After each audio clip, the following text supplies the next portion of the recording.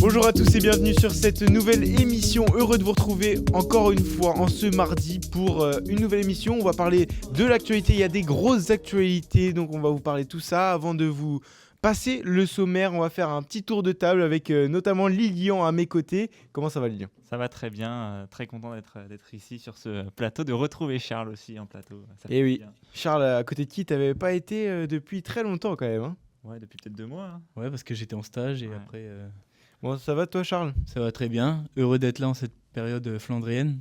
Ouais, tout à fait. Et on va faire notamment la preview justement du Tour des Flandres dans une seconde partie de cette émission. Avant cela, il y aura les actualités avec une très grosse actualité aujourd'hui. Et je ne parle pas de Marine Le Pen, bien sûr, une actualité cycliste.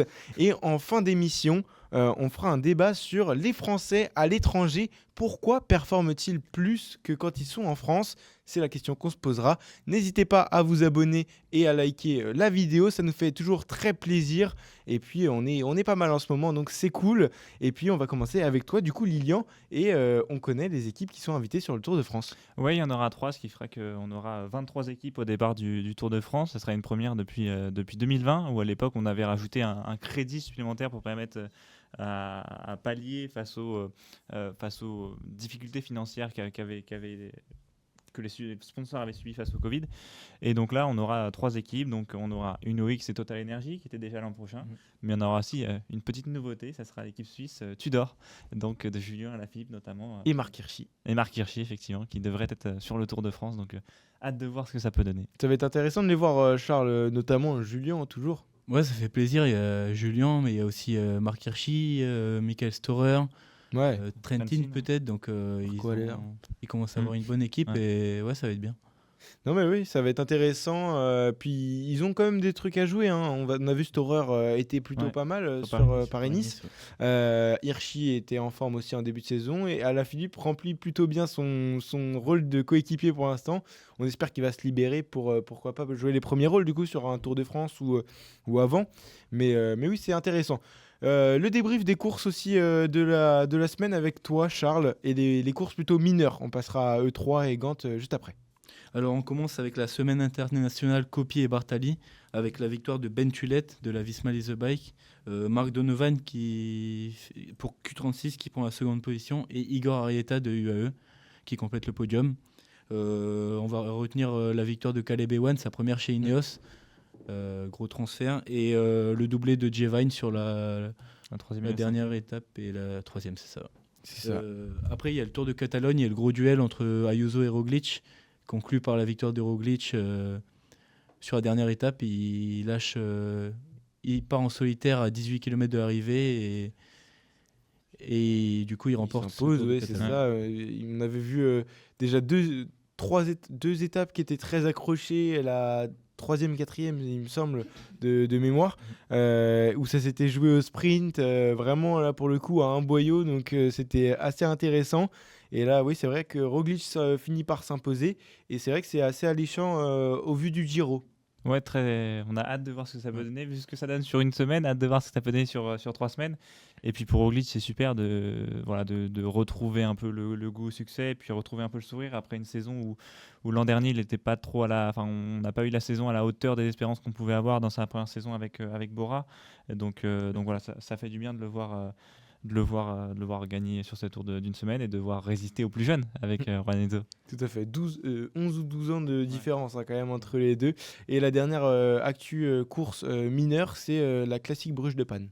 C'est ça, ouais, une course marquée par les chutes avec 4 grosses chutes en 5 km et la victoire de Juan Sebastian Molano de UAE, UAE qui enchaîne les victoires en début de saison. Jonathan Milan prend la deuxième place et Madis Mikkels qui prend la troisième place. Ouais, c'est bien, c'est une belle victoire encore pour UAE, mais oui, un final vraiment marqué par les chutes, et on espère qu'il n'y a pas eu trop de casse. Il me semble qu'il n'y avait pas tant de blessés que ça après après la course. Mais ouais, va falloir faire attention à cela parce que des fois, avec l'adrénaline, on peut ne pas sentir les choses sur le coup, mais peut-être que 2 jours plus tard, on faudra qu'on regarde. Ouais. Mais voilà. Maintenant, le 3 Saxo et Wevelgem, pardon. Avec une belle E3 vendredi, oui, c'est ça. Ouais. Mais l'absence de Tadej Pogacar. Ouais, l'absence de Tadej Pogacar qui au dernier moment n'est pas venu sur la course, donc il n'a pas participé à l'épreuve. Et sur le 3, Mathieu Van Der Poel qui a tué le suspense à 39 km de l'arrivée. Il s'est séparé de Mats Pedersen avec qui il s'était échappé à 81 bornes de l'arrivée, si je dis pas de bêtises. Avec Ghana. Oui, c'est ça, il y avait Ghana Ghana, aussi, oui, avec, Ghana. Et Tarling. Non, c'était pas Tarling Non, qui ils était. étaient 3. Ils étaient que 3. Ouais, et donc voilà, et au final, c'est Van Der Poel qui était le plus fort et qui fait 40 km quand même en solitaire, 39 km en solitaire, pour aller chercher la victoire avec plus d'une minute d'avance sur Mats Pedersen. Et donc un gros succès où il montre encore une fois qu'il fait partie des favoris. Et on a hâte de voir ce que ça pourra donner au Tour des Flandres et sur Paris-Roubaix. Ouais, grosse démonstration de la part de VDP, mais avec un Pedersen qui finit deuxième sur le 3 et qui gagne pour la 3e fois du coup Gone Wevelgem et qui devient co-recordman de victoire. Ouais. C'est ça, oui. Alors, il a fait une démonstration sur Gone Wevelgem. Il est parti à 72 km de l'arrivée. Et il a rattrapé l'échappée et après, il les a lâchés à une trentaine de kilomètres aussi. Donc, grosse démonstration du Danois 2 jours après, le 3. Tim Merlier et Jonathan Milan complètent le podium. Il y a eu aussi Philipsen et Koy qui ont malheureusement eu une crevaison et une chute. Ils étaient dans la roue de Pedersen, donc ça a un peu faussé la course, même si je pense que Pedersen était beaucoup plus fort. Et donc voilà. Qu'est-ce que vous pensez de ces échappées qui démarrent de plus en plus tôt, 80, 72, c'est très tôt dans la course, et limite maintenant il y a des sprints encore, mais ça se fait souvent très très tôt, quoi. Ouais, j'allais y venir. C'est un peu des victoires à la Pogacar. On part de loin sans réfléchir et au final, on est le plus fort, on gagne. Je sais qu'avant, voilà, dans les années Sagan, tout ça, on attendait le dernier moment, notamment sur Roubaix, où on prenait les 2 derniers secteurs et puis on essayait de faire la différence, ou au pire des cas, ça se jouait au sprint.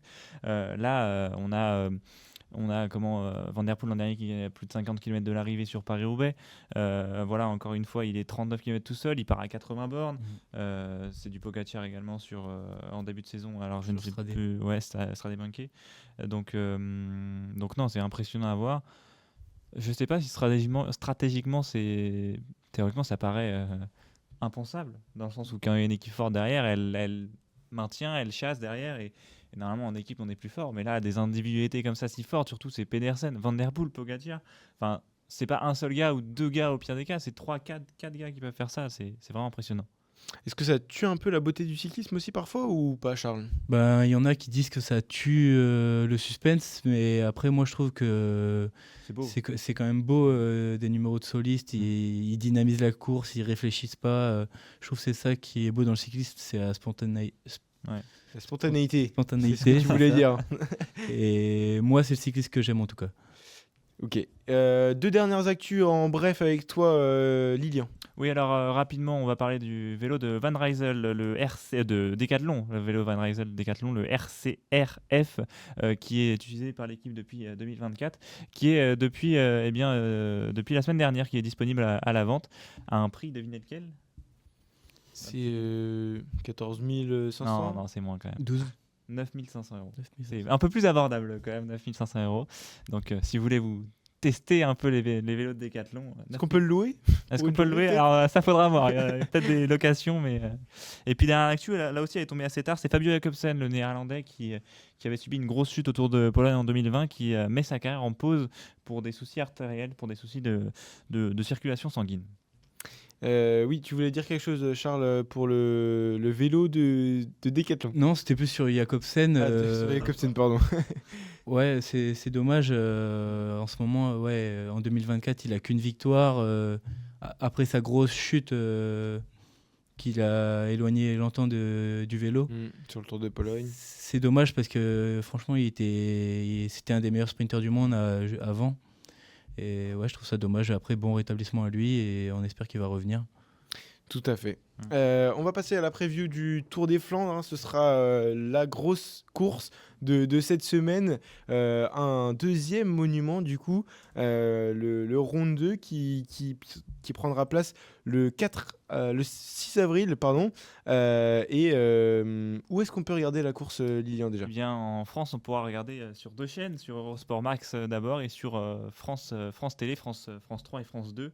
On aura la course qui va commencer donc dès 10h avec une arrivée prévue aux alentours de 16h. Alors c'est prévu, hein, ça pourrait changer, ça pourrait encore rouler vite ce week-end.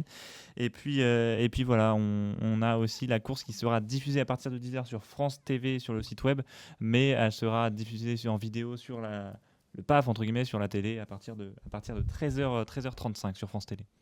Très bien. Est-ce qu'on peut faire un rapide point sur les derniers vainqueurs, histoire de voir quels sont les pré-favoris, on va dire, Charles? Alors l'an dernier, c'est Mathieu Van Der Poel qui s'est imposé. En 2023, Pogacar. En 2022, Van Der Poel encore, qui avait qui avait battu Pogacar au sprint. En 2021, Asgreen qui avait là battu Van Der Poel. Oui. Cette fois-ci. En 2020, encore Van Der Poel pour sa première victoire sur le Ronde 2. Alberto Bettiol, Niki Terpstra, Philippe Gilbert, Peter Sagan, on se rappelle de cette magnifique victoire, et Alexander Christophe. Tout à fait. Et puis Mathieu Van Der Poel, du coup, qui est co-recordman et qui pourrait battre le record de victoire sur le Ronde 2. Ouais, ça serait beau. Et puis surtout, quand on voit à quel point il a été solide sur Milan-San Remo, solide sur... j'ai déjà oublié le nom, le 3, pardon. Franchement, il y aura Pogacar. On a hâte de voir le duel, ce que ça peut donner. Il y aura Pedersen. Pedersen, c'est ça. Pedersen aussi qui est en forme. Enfin, là, on va avoir une course extraordinaire avec 3 coureurs vraiment en forme. Avoir des outsiders, c'est ce que j'allais dire Filippo Ganna en outsider. Voire peut-être même en favori, mais j'ai du mal quand même à croire qu'il puisse peser. Mais pour Van Der Poel, ouais, ça serait beau de le voir aller chercher une 4 victoires, surtout 4 victoires depuis 2020. C'est-à-dire qu'il gagne une année sur l'autre quasiment. Il gagne 2020, 2022, 2024. Et voilà, c'est la première fois qu'il gagnerait 2 fois d'affilée. Donc ça serait beau. Après, à voir si on pourra avoir. Moi, j'aimerais bien avoir une surprise comme Alberto Bettiol en 2019 et qu'on a un vainqueur auquel on ne s'attend pas. Petite rectification, il y aura. Ghana n'est pas prévu pour le moment sur la start list. Nous, dans les favoris, Charles, on avait dit aussi Jorgensen et Stefan Kung en tant que bon rouleur. Ça peut, mais il fait pas la plus grosse saison de sa carrière. Jorgensen, pourquoi pas? Jorgensen, oui, l'année dernière, c'est un des seuls à passer sur le vélo dans le Koppenberg. Il a été bon sur Paris-Nice en début de saison. Vu l'année dernière, le temps, la pluie, tout ça, il aime ses conditions. Et donc je pense qu'il va être très à l'aise sur ce parcours. Et vu sa forme, on peut espérer une belle course. Ouais, lui c'est plutôt un suiveur, hein, du coup, donc on va voir comment il va se la jouer. C'est très péjoratif. Très Visma Lease Bike. Je suis pas péjoratif, je suis juste factuel, on va dire. Mais c'est vrai, on va voir, hein, peut-être que lui aussi il va décider d'attaquer très très loin sans être suivi. Ça va pas être le gros nom au départ. Donc, peut-être un duo avec Van Aert, pourquoi pas, parce que Van Aert il est pas dans la meilleure forme de sa vie, mais s'il joue à 2. Dans la pire forme de sa vie, peut-être, non? Ouais. Plus. Mais ils peuvent faire un truc à 2 et donc essayer de piéger peut-être les gros favoris. Ouais, puis je pense que Jorgensen il aura peut-être moins de pression que l'an dernier, où l'an dernier on le découvrait un peu avec la victoire sur Paris-Nice. Là, il gagne 2 fois d'affilée Paris-Nice. Je le sens beaucoup plus posé, beaucoup plus serein. Calme, ouais. Moi, je serais pas déçu de le voir pas performer parce que je l'attends pas non plus à un niveau de Pogacar, etc. Mais s'il est dans le top 10 ou s'il est capable de se battre pour la victoire, je serais content. Les 5 points clés de la course Lilian, tu en avais répertorié 5. Ça commencera avec le Koppenberg, bien sûr. Ouais, si tu es à 45 km de l'arrivée, c'est une terrible ascension pavée où on voit souvent des coureurs le monter à pied, notamment dans des conditions dantesques comme l'an dernier par exemple, où avec la boue ça glisse énormément et c'est très compliqué. Il y avait que Van Der Poel Non, qui ils avait... étaient 3. Van Der Poel, Il y a Jorgensen Lascano aussi. et peut-être Jorgensen. Ouais, Lascano, ouais, c'est ça. C'est C'était fou. pour dire Ouais. le niveau de ce Koppenberg. Donc après, il est un peu loin de l'arrivée 45 km. Mhm. Mais bon, quand on voit les échappées d'aujourd'hui, on Oui. se dit que pourquoi pas, ça peut être intéressant. Il y aura aussi, autre point intéressant, le Tyenberg à 37 km de l'arrivée. Là aussi, c'est un mont pavé qui pourra faire une sélection. Je pense que ça pourrait venir par là. C'est-à-dire qu'on passe d'abord le Koppenberg, on en élimine, Tyenberg, on en élimine. Après, on aura le Kreuzberg, 27 km de l'arrivée. Là-bas, on commence à apercevoir le final, puisqu'on va commencer à rentrer dans le triptyque final et dans les toutes dernières montées. Et puis, on aura le vieux Quarmont à 17 km de l'arrivée et le Paterberg à 13 km. Paterberg, c'est la dernière chance pour faire des différences, puisqu'après, ce sera que du plat. Dans l'espace de 30 km, là, on a 5 ascensions qui sont assez mortelles. Mais est-ce que, Charles, encore une fois, on pourrait pas avoir des attaques bien plus tôt dans la course? Des Bruges. Des Bruges. Allez, 208 km, on y va.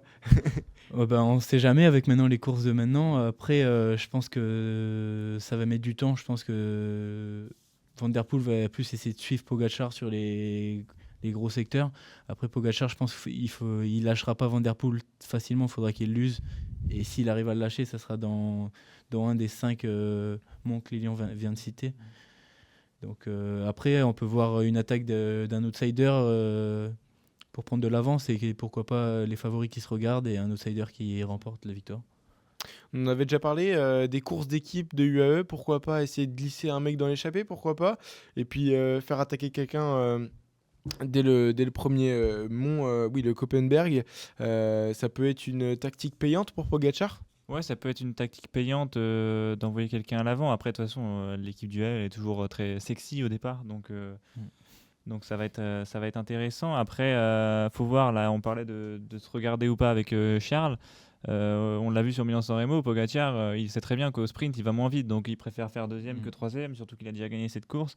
Donc il sait très bien que s'il n'arrive pas à faire la différence au sommet du Paterberg, ça va être quand même compliqué pour lui d'aller chercher la victoire. Donc je vois mal un groupe devant se regarder pour faire revenir les autres derrière. Si Pogacar est devant, en tout cas, je vois une collaboration quitte à finir deuxième. Si c'est un duo, moi je vois bien encore un Milan-San Remo avec Van Der Poel et Pogacar s'échapper devant. Toi, tu avais un point bien précis, il me semble, Charles, où tu vois vraiment la course se décanter. Moi, je le vois dans le vieux Cormont, c'est là où il est le plus à l'aise. Van Der Poel l'a d'ailleurs dit en interview que les 2 années, l'année où il gagne et l'année où Pogacar le lâche, c'est vraiment le mont où Pogacar lui fait le plus mal. Et À 17 km de l'arrivée, ouais. 17 km de l'arrivée, Koppenberg avec 21%, je pense qu'il va essayer de l'user avant.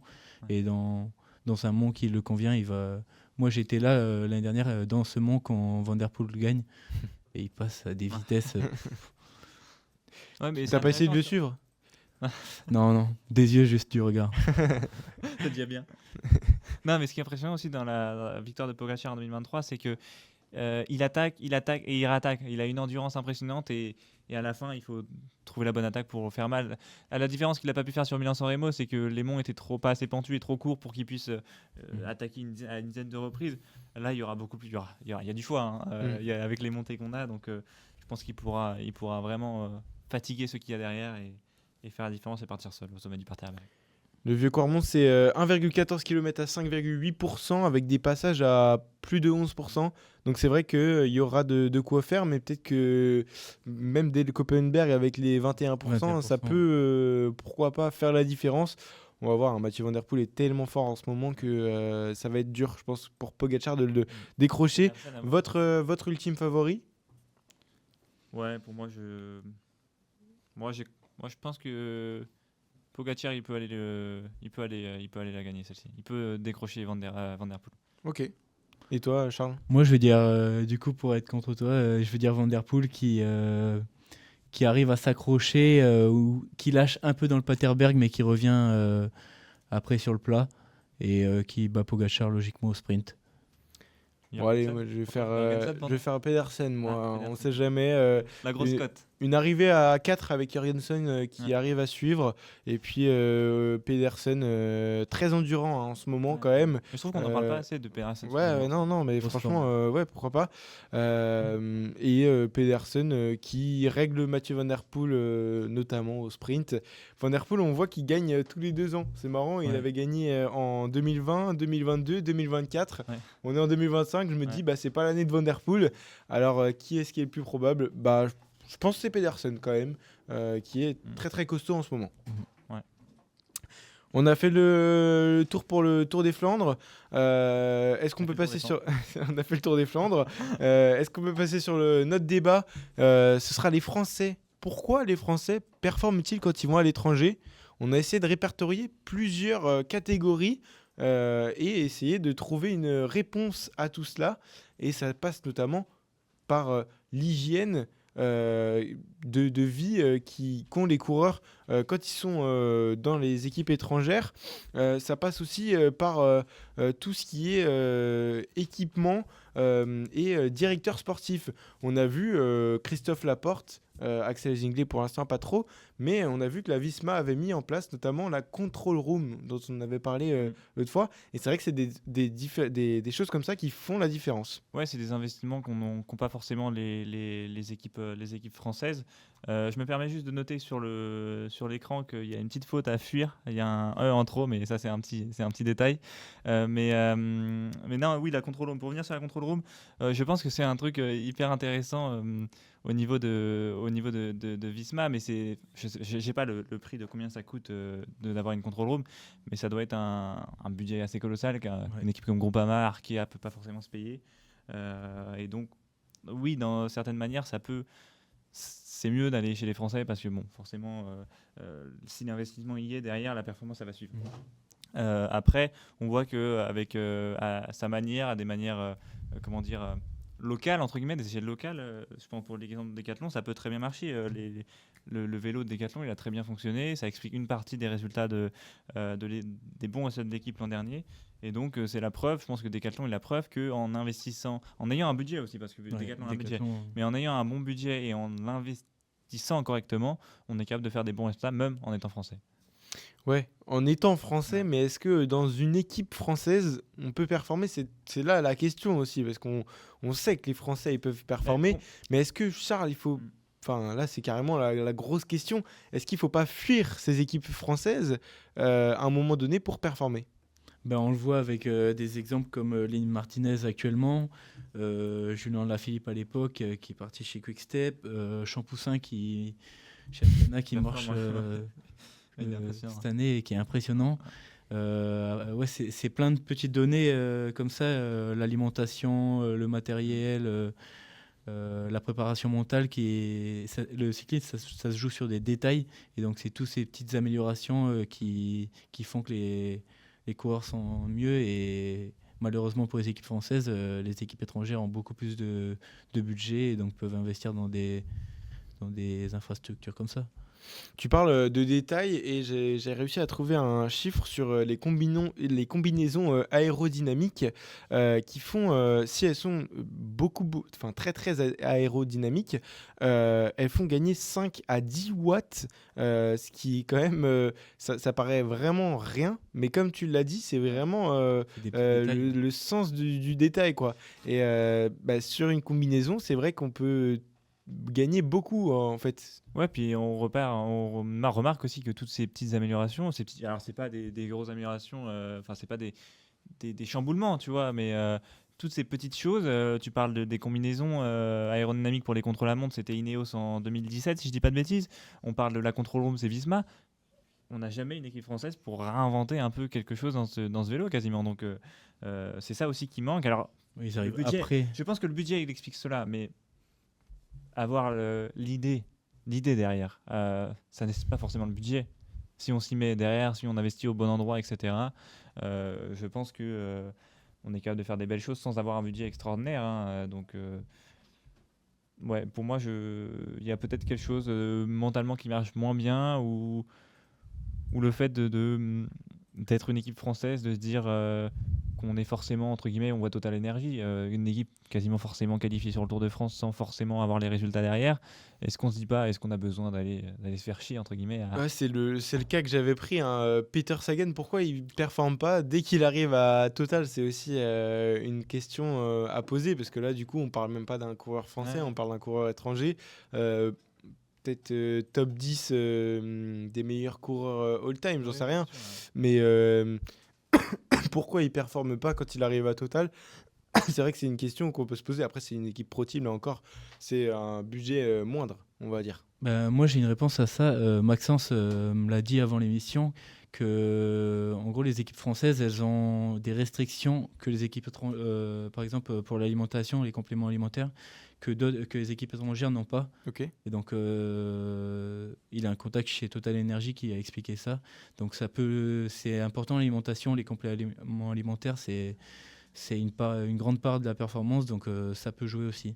Réglementation, c'est-à-dire c'est la quantité, c'est la qualité, c'est le prix, c'est quoi? Le produit en lui-même, il y a certains produits que les équipes françaises n'ont pas le droit. Oui, C'est c'est la interdit de FFC prendre. qui interdit aux équipes et que les équipes étrangères ont le droit, elles, de prendre. Oui, D'accord. parce qu'il y avait un scandale, avec le Tour d'Alaphilippe en 2019 où il avait au petit-déj droit pareil, à un complément alimentaire qui n'était pas légal pour des équipes françaises. Donc ça a expliqué selon eux une meilleure récupération et du fait qu'il était capable de rester 14 jours en jaune, je crois à l'époque. Donc déjà, on voit que forcément, si les équipes étrangères s'autorisent des règles que les Français ne s'autorisent pas, on n'est pas sur le même tableau, quoi. Tout à fait. Non, mais c'est vrai que c'est un point qui est à souligner. Est-ce qu'on ne pourrait pas conclure ce débat en prenant le cas de Lenny Martinez? On a déjà évoqué dans les émissions précédentes. On l'a déjà évoqué d'ailleurs sur Ouais. cette émission aussi.